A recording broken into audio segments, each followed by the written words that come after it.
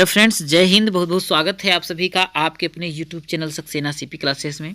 दोस्तों, आज की वीडियो में जो हिंदी के मैं 50 क्वेश्चनों का बहुविकल्पी प्रश्नों को लेकर के आया हूं और यह आपका लास्ट वीडियो है। तो वीडियो थोड़ा सा लंबा हो सकता है, लेकिन यदि आप पूरे देख लिए आप लोगों के दोस्तों तो इसमें से आपके क्वेश्चन ज़रूर फंसेंगे।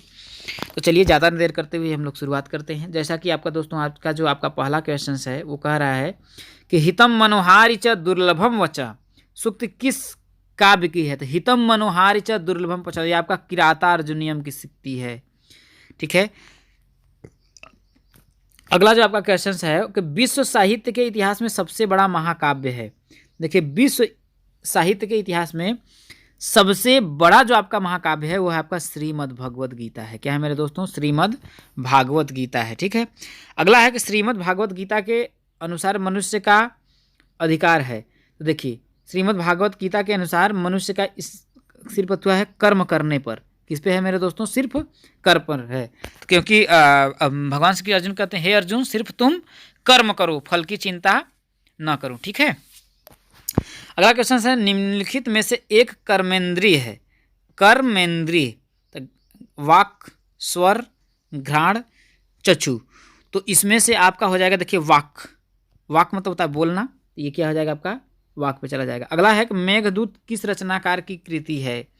तो मेघदूत कालिदास की है। किसकी है मेरे दोस्तों? 58 का हो जाएगा आपका सी, कालिदास की है। अगला है कि सूर्योदय में कौन सी संधि है।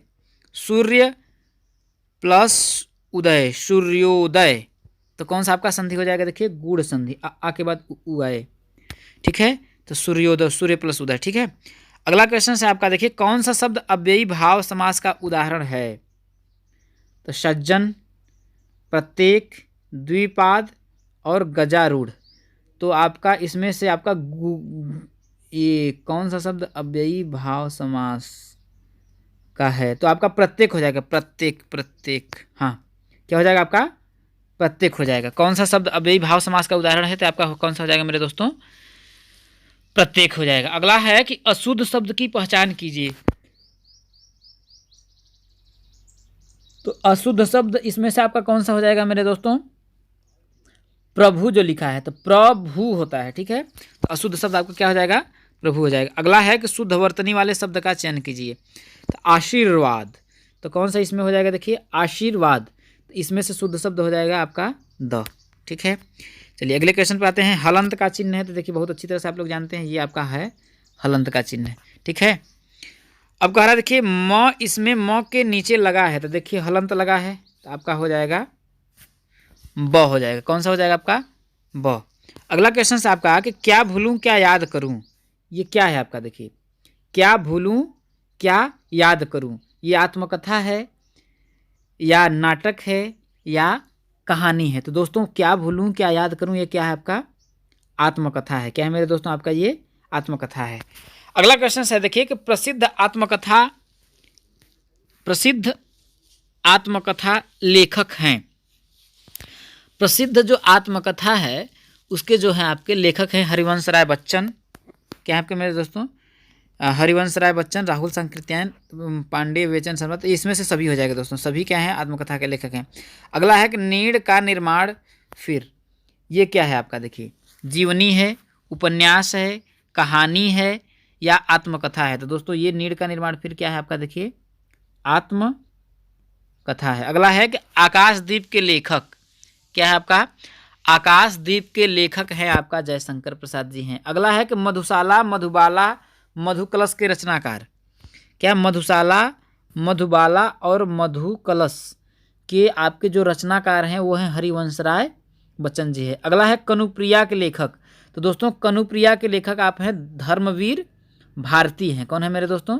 धर्मवीर भारती हैं। अगला है कि विसर्ग का चिन्ह। तो विसर्ग का चिन्ह ऑप्शन नंबर किस पे चला जाएगा मेरे दोस्तों? अ पे चला जाएगा। अगला है कि चिंतामणि के लेखक हैं। तो दोस्तों चिंतामणि किसके लेखक हैं? आचार्य रामचंद्र आपके शुक्ल जी हैं। किसके? चिंतामणि के लेखक हैं। अगला है कि रानी केतकी की कहानी जो है आपका ईसा अल्लाह खां का है। किसका है रानी केतकी की कहानी? ईसा अल्लाह खां का है। अगला है गुनाहों के देवता उपन्यास के लेखक हैं। तो गुनाहों के देवता का उपन्यास के लेखक आपका धर्मवीर भारती जी हैं। अगला है ठेले पर हिमालय, ये निबंध है धर्मवीर भारती जी का ही है। ठीक है। अगला क्वेश्चन है आपका हिंदी गद्य की विधा है। तो हिंदी गद्य की विधा नाटक, उपन्यास और कहानी। तो उपर्युक्त सभी। तो दोस्तों हिंदी गद्य की विधा क्या हो जाएगा? उपर्युक्त सभी हो जाएगा। क्या हो जाएगा आपका? उपर्युक्त सभी हो जाएगा। ठीक है। अगला क्वेश्चन है कलम का सिपाही नामक कृति के लेखक। तो दोस्तों कलम का सिपाही नामक कृति के जो आपके लेखक हैं अमृत राय जी हैं। कौन है दोस्तों? अमृत राय जी हैं। अगला है दीपदान। वो क्या है? नाटक है, एकांकी है, कहानी है, कविता है। तो दोस्तों दीपदान जो है आपका वो क्या है? एकांकी है। एकांकी और नाटक मैंने बता दिया था, एकांकी एक अंक में ही खत्म हो जाता है, नाटक के कई अंक होते हैं। अगला है दोस्तों कि भारत दुर्दशा नामक एकांकी के रचनाकार हैं। तो देखिए भारत दुर्दशा नामक एकांकी के रचनाकार आपके भारतेंदु हरिश्चंद्र जी हैं। अगला है आवारा मसीहा के रचनाकार। तो दोस्तों आवारा मसीहा के रचनाकार आपके हैं विष्णु प्रभाकर जी हैं। कौन है? विष्णु प्रभाकर जी हैं। अगला है क्वेश्चन आपका अर्धनारीश्वर नामक निबंध के रचनाकार हैं। तो अर्धनारीश्वर नामक निबंध के रचनाकार है आपके रामधारी सिंह दिनकर जी हैं। कौन है? अर्धनारीश्वर नामक निबंध के रचनाकार रामधारी सिंह दिनकर जी हैं।